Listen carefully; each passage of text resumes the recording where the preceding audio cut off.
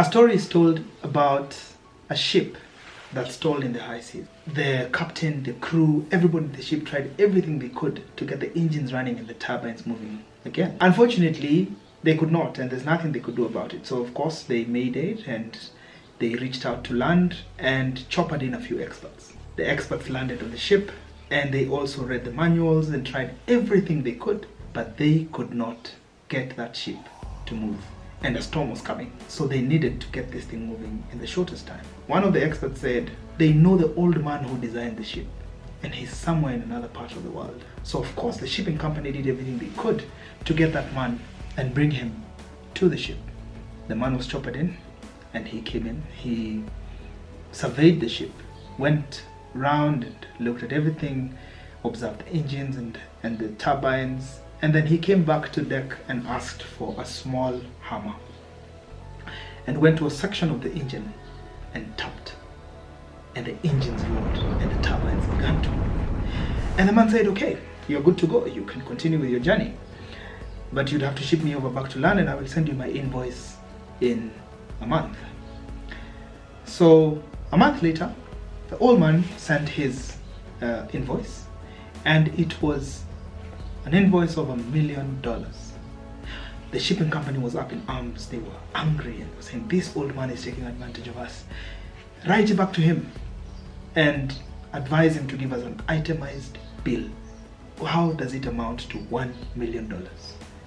In a day or so, the man responded with the itemized bill, and it had 2 items. Item number 1, tapping with a hammer, $1. Item number 2, knowing where to tap, $999,999. And at that point, the shipping company had no choice but to pay the man his dues, because nobody else knew where to tap.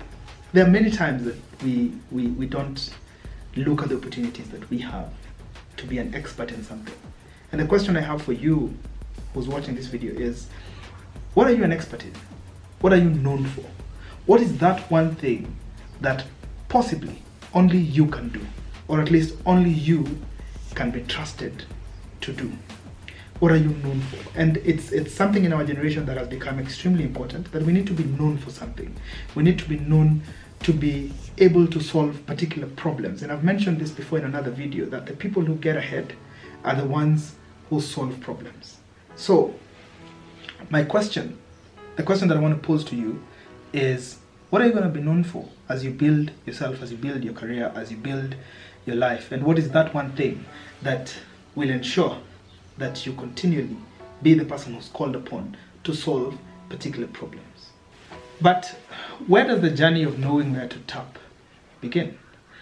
And a lot of us in our organizations and in the places of work or in school came across a SWOT analysis.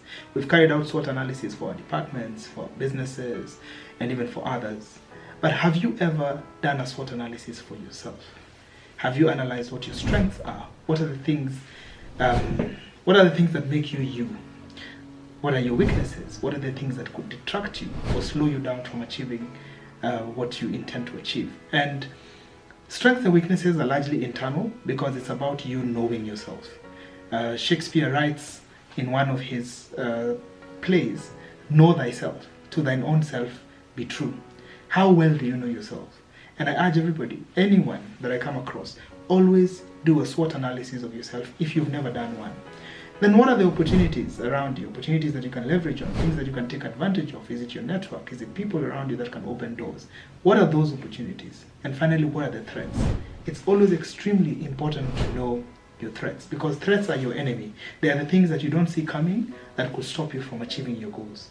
So do a SWOT analysis of yourself, and once you really know who you are and the strengths, the weaknesses, the opportunities, and the threats around you, then build your craft and become an expert in something that you'll always be known for.